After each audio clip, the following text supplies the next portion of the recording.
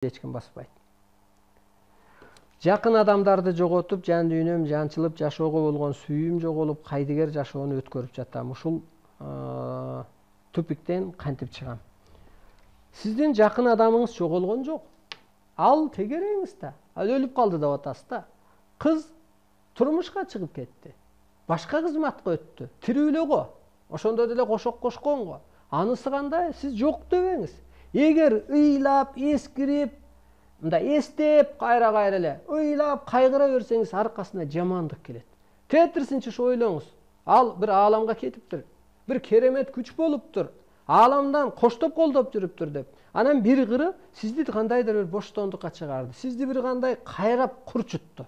Ошондуктан тетирсинче ушул коштосун, колдосун деп, ал бийик дүйнөгө кеттир, бул дүйнөдөн кызматы бүтүптүр деп жашаңыз. Анан телефондон дагы чалсаңыз, сиздерге бир кененирээк кеңеш беребиз.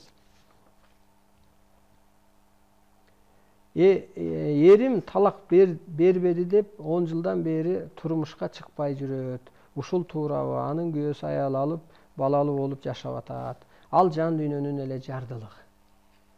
Эринин талагы бир тыйын. Эрин ошо сиңдиңиздин энергиясы тепкен. Эркекке караганда керек болсо аялдын энергиясы күчтүү. Ошон үчүн аялга арыздашкан адам, аялды керек болсо аялга кол көтөргөн эркек турмушунда жакшы болбой калат өзү. Ошондуктан мындайча айтканда таразалап туруп, анан чечип коюш керек өзү эле кирт башы менен. Анын талагы бир тыйын.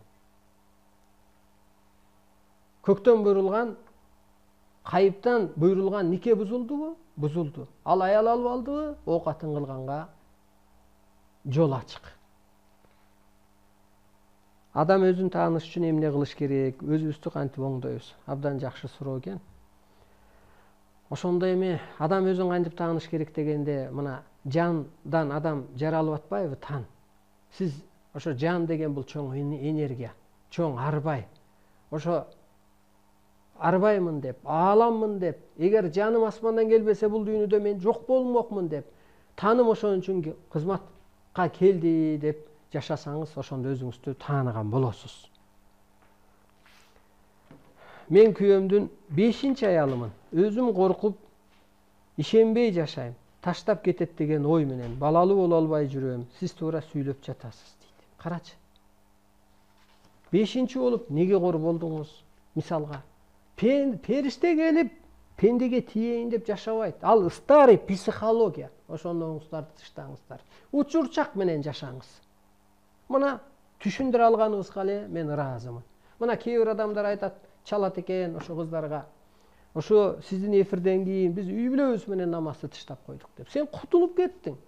Кыйрап кетсең айтчы, мен ошо тыштагандайын кырсыктым деп. Анан кийин ойлоносуң, мен ушунча жыл энергиямды кетирип коюпмун деп. Ооба, мен молдолор деле жаман болсун деп аткан жок, бир жакшы жолдо жүрсүн деп атат. Бирок алар табыгы илимсиз инсандар, артта калган инсанда болгондуктан ошол элди ошого үндөп келген. Аларды да туура түшүнсөңүз болот. Бирок аларга карабай таныңызга, жаныңызга өзүңүз жоопкерсизби? Өз тагдырыңызга өзүңүз жоопкерсиз. Өз керт башыңызга өзүңүз жоопкерсиз. Урматтуу улуу журтум, бизге бөлүнгөн убакыт байыды. Бул эфирдин аты Кут. 2-4 күнү кечки саат 8-де жолукканча ак абалыңыздар жакшы турсун дагы, өзүңүздөр саламатта болуңуздар.